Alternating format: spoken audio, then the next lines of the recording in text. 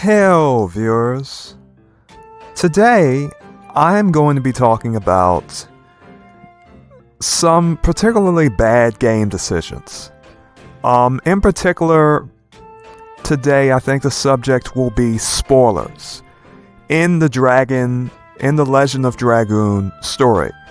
Now, there is an interesting scene in the intro where they will literally show you locations in the game. To this role-playing game, the storyline, narrative-heavy game, they'll show you different characters. Basically, they'll spoil whole scenes for you. You can see it yourself. You see those scenes that are playing in this particular intro? They're showing you different cutscenes in the future. Now, this game is heavily climatic, to the point that it doth work to the fault of the game. It's not something good. It's actually very bad. You can see all of these are cutscenes that happen basically later in the game, even on like the second and third disc. This game had 4 discs to it, and it is very long, as many of the players and the fans will acknowledge. This is a very long game. It was a game that many people had played that you could even say is roughly comparable to any Final Fantasy game at the time, whether it be Final Fantasy VII, 8, 6, what have they. Especially Final Fantasy VII, considering that game had 3 discs on it. Final Fantasy IV had 4 discs, Final Fantasy VIII had 4 discs, and Final Fantasy IX had 4 discs. So, Sony was trying to copy that. They were trying to have an RPG come out that was going to be on par with what Squaresoft was doing at the time. And it was all about basically, they gave the creators of this game a very big budget, to the point where a lot of the decisions they made, you have to wonder about how competent these people were in regard to making an original product. So basically, from a particular interview that you can read from Kotaku, you can read more about how the game was made. And I have to say, I learned a lot from this. What I learned is that basically they were trying to essentially, they were trying to compete with Squaresoft, or at least have a game that was, a product of Sony that could essentially take some of those players and get them to pay money on a Sony exclusive, which overseas a lot of them did. However, in Japan, people were already so used to the quality of Final Fantasy, they knew that Legend of Dragoon was not a game that was up to the quality standard of Hironobu Sakaguchi. And so, for them, Legend of Dragoon was not as popular as it became in the United States, which is weird considering how bad the script was translated into English. But nonetheless, it became very popular in the United States. So, as this quote from the article saith, Final Fantasy VII was already announced, and the use of 3D graphics for the combat and the pre-rendered 3D CG cutscenes, the beautiful CG, it was all amazing to us, apparently. So that he said that in a recent interview for Gamesradar. Like, oh, this is next generation kind of game, and we were young and we were naive. And luckily I was given the assignment to grow the international team. I was assigned to make the studio larger. I was given a free budget. They were allowed to spend basically, he's going to say it in the article. They were allowed to spend basically as much money as they needed to or wanted to. So Yoshida was the Legend of the Dragoon's producer at Sony Computer Entertainment. Now let me see.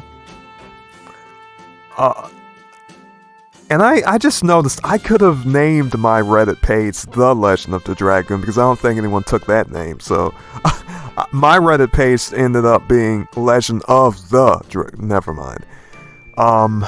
Maybe I'll redo that even. Maybe I'll just make a whole duplicate community and put all of my posts there. I don't know. Anyhow, so Yasuyuki Hasebe, if you pronounce it that way, he recently left Squaresoft after designing the battle system for Super Mario RPG. So, when he joined us, I asked him, what do you want to do? Yoshida said, I want to make a new RPG, and that's how they got started. Gathering even more people to make that game. Now, in the article, what they're going to say is that they're going to say that they spent a lot of money on creating the cutscenes and the CG and all of that stuff. So they have 30 minutes of CGI cutscenes.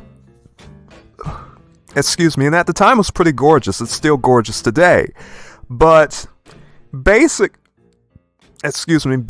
all of this money that could have went into better writing, a better, more connected storyline, a lot of it went into CGI.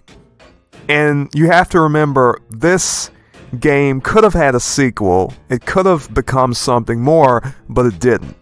And it was The Legend of the Dragoon, in a way, is a really flashy product. To put it frankly, it's not much more than that. Unfortunately. So when I think about it, I think of a game that could have been unique, but unfortunately it was not unique. I had a person come to my channel and he was somewhat contentious about the fact that I said that Rose would have made a better main character than Dart. And let me explain this. This is why. Dart is a copy of Cloud. And I'm not joking. I'm serious. He is. Alright? Spiky blonde-haired hero. We have Lloyd, the antagonist in Legend of Dragoon. Just like, white-haired Sephiroth in Final Fantasy VII. White-haired hero trope. White-haired villain trope. Okay? They have the Final Fantasy trope. I mean, that even goes all the way to Final Fantasy IX with Zidane and Kuja. Alright? It's not hard to understand. So when I say that Rose is such a significant character in Legend of Dragoon, I mean it. Because the reason why is that by making a generic protagonist like Dart, they really set themselves back. In other words, you have a very important character named Rose, who's so important to the story that the story does not work unless Rose and Zeke and even the original Dragoons are in it. But with Dart's just a person who is out on a quest for vengeance, and eventually that quest becomes overlapped and becomes something totally generic. It becomes a save the world quest, and you have to sort of accept certain things that Rose has done. But the storyline, the engine of the storyline is based on Rose. The engine of the whole game is based on Rose and Zeke to a lesser extent, but not necessarily Zeke, because there's hardly any information about Zeke. There's hardly any information about the original Dragoons. You get a little information here and there, but for the most part, Rose is the most developed character. So, in terms of a story, that right there in the intro scene that we saw not too long ago, they do not take themselves seriously. The game does not take itself seriously. So why do they expect me, the player, to take the game seriously? I can't take the game seriously when you literally have scenes from the story that I am going to experience on disc 2 and 3, and you're already showing me those scenes. You're already showing me scenes into the story and characters that I have not even met yet. You're showing them to me already, and you can tell that is not the quality standard of storytelling that Final Fantasy had. So there's a problem with that, without any doubt, I would say. And it's not something I hear many people talk often about. Excuse me, viewers, I'm gonna blow my nose in one moment.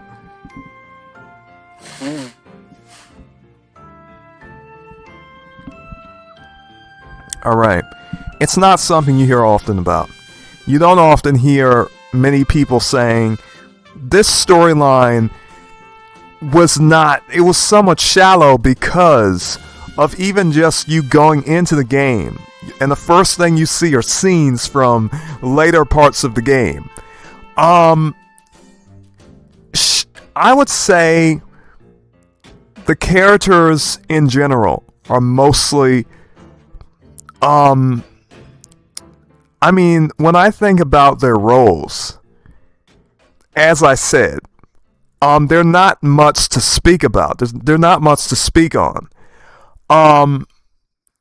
Literally, I am going to say this. When I think of who Rose could have been as a character, a character that significant in the story has to either be the protagonist or the antagonist. In other words, Rose, in order for a person to make this story work, you would have to have Rose as either the hero or the villain, because she's that important. And if Rose is just a side character, you have, let me put it this way, you have a side character that competes in importance to the main character. Now, Rose later on in the game will become the mentor of Dart. As I said in the last video, Rose is the first character we see in the game. That should already tell you, oh, wait, you people, you ruined an opportunity by not having her as the main character, or, a very substantial villain character or something, because she's that important. She's so important. Even the game designers know how important Rose is. Rose is so important to the story that she's the first person you see. You don't see Dart as the first person, because Dart is an inconsequential character. He's a man trying to get revenge against the Black Monster. But the problem is, once Rose is in the party, any thoughts and goals of vengeance go away. He will acknowledge the Black Monster in certain scenes. There are flashback scenes, but other than that, there's not really any point for us to think about Dart as a serious character, because everything that he did that was serious happened before it happened before the game started. And what is worse is that they present Dart as an idiot who could not even learn one singular thing about the Black Monster during his quest for revenge against the Black Monster. This all happens before the game starts. This is how he becomes a warrior. He's trying to get revenge for his family that was slain. Alright, he spent all of that time, so many years, trying to basically find the Black Monster. He never finds her. And furthermore, he doesn't learn anything about her. Okay, he doesn't learn anything about this woman. He doesn't know who the Black Monster is. He failed. So already we have a character who is a failure, and we have a side character who is not a failure. She sought to kill the Moonchild every 108 years, and she did it. So she's already a better character than Dart. Dart is literally so pathetic. And I hate to say this, but he is.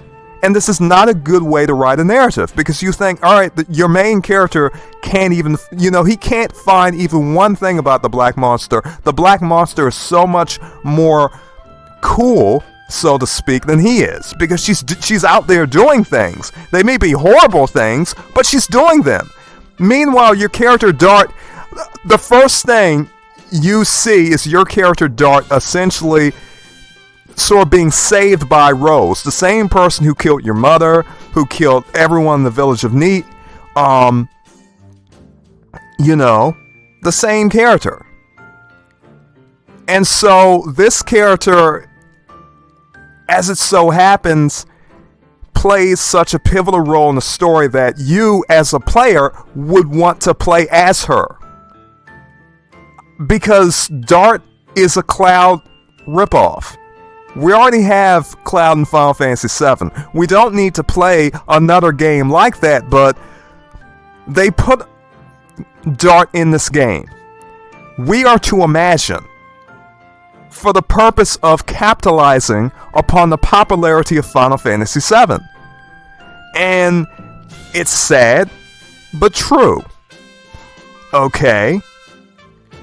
But I have to say, this is just, it was a wasted opportunity. When I see scenes in the game, I remember how bad the storyline was. Rose as a character is very harsh.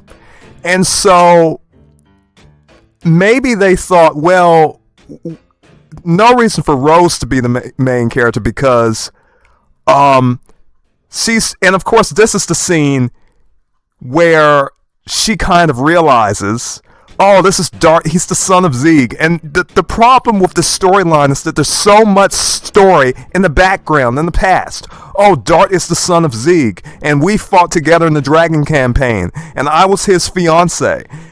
And I'm talking about Rose, of course, but you see, it's just, okay, all this interesting stuff happened before the game began. Dart went on his quest to fight the Black Monster before the game began. That whole quest ended when you start playing the game. So the game is boring by comparison because they made it boring.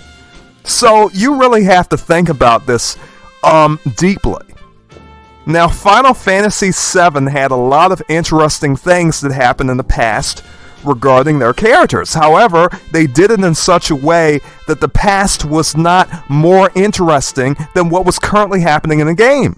What was currently happening in the game was so interesting that you could not deny it. It wasn't as though you looked back in the past in the flashback scene with Sephiroth and Cloud and said, what was happening then was more interesting than what is happening now in the game. Whereas in this game, you look back in the Dragon campaign and you say, well, they should have just did the game based on the Dragon campaign with Zieg or Rose or any of those characters. Because this game is boring. And preferably if they did that, they would choose Rose as the main character for that game set in the Dragon campaign. But unfortunately, this is what we have. We have a boring game with a boring protagonist. Oh, spiky-haired hero. Blonde-haired, spiky-haired hero. Another Cloud Strife, right? It's boring. That's not interesting. That's generic. And this is a very big problem with this game. It's not something that I appreciate now.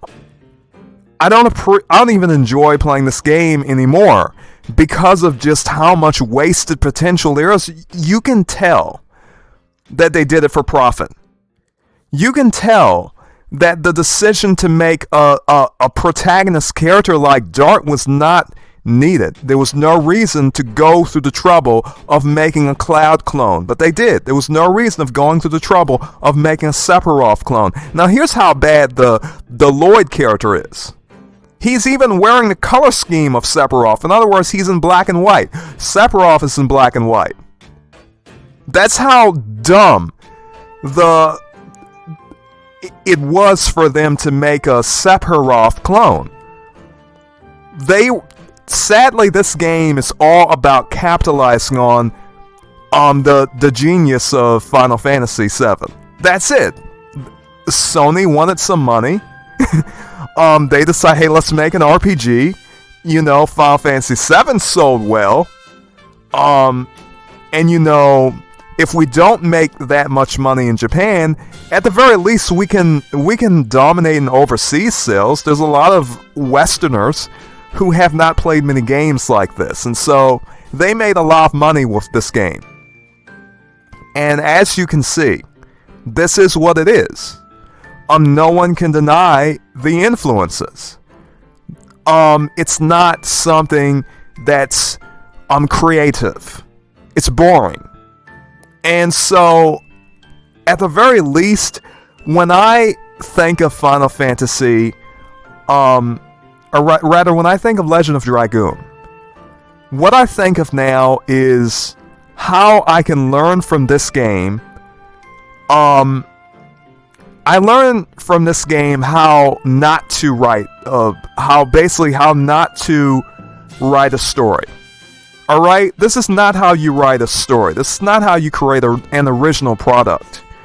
Because if you create a product like this, what you do is you essentially show everyone that you are willing to steal other people's ideas and just change them a little bit so that you can essentially succeed and profit. And that's all Legend of Dragoon is. It's boring because it's not original.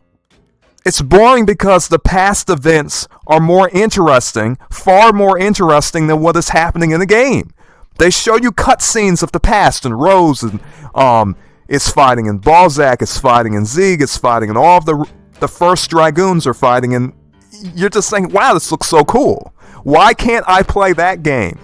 Why am I playing this game? Why am I playing this boring present day experience? It's so boring. Shauna has to be one of the worst romance choices that you could ever create. Not only does she look worse than, I mean, if you have to choose between the two, I think nearly everyone would choose Rose over any character in the game in terms of romance. I mean, she has the long hair, long black hair, she's mysterious. They couldn't even do that right.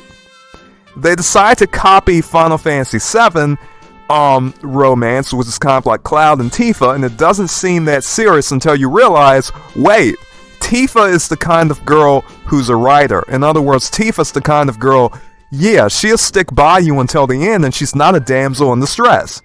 And so, Final Fantasy did that really well. Whereas Shauna's just a damsel in distress. She's not even in your party the whole game. And you can't even have friction and contention on the scale that you need to even be substantial.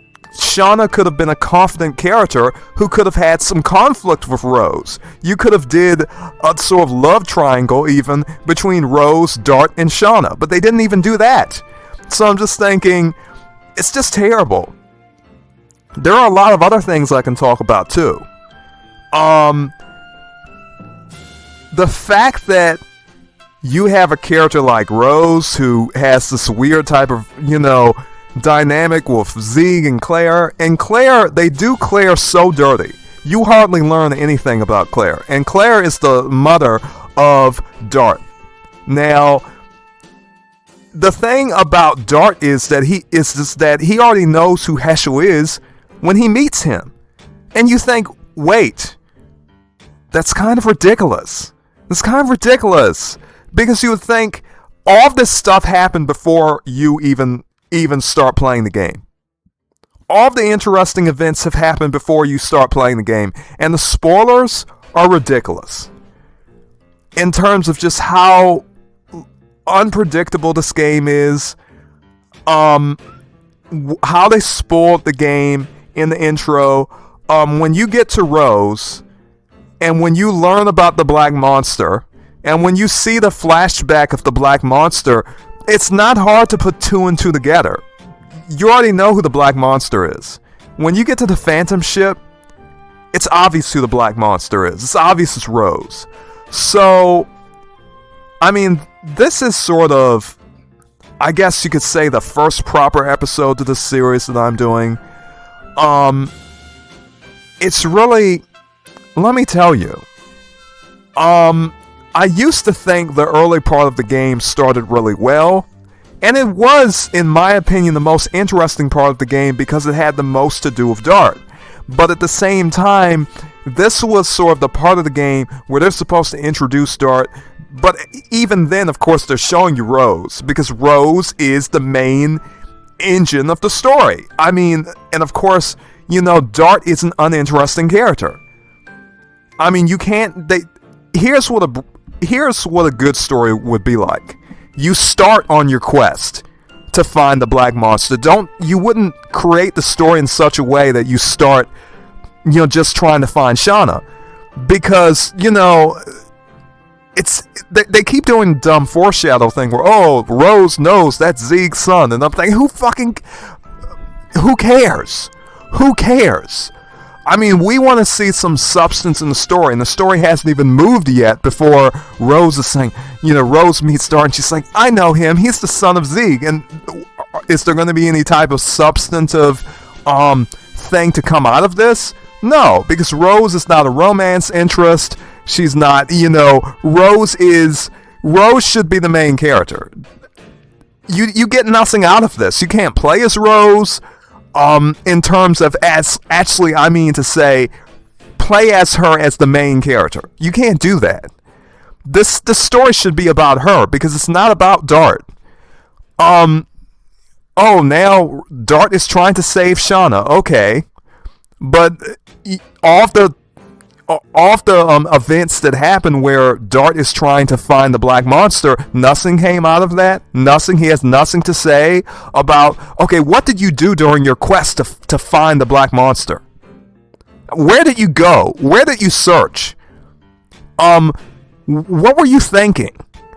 None of that information is reviewed because all of it happened before the game begins. Okay, and that's the problem. That's not a good storyline. That's not a good way to tell a story. So the game starts off slow. It starts off boring. But within the first disc, and about during this time, you learn some things about Dart, but all of the interesting things in the story and personality of Dart have already passed. There's not much to say about Dart. Dart is an uninteresting character, in general. So, anyhow, viewers, this was quite fun. I do plan to talk more about this. Unfortunately, I did not bring a glass of water with me, when I started this video. And I do think I am going to do that for the next video, because my throat is getting kind of dry. So, viewers, may you be blessed, and farewell.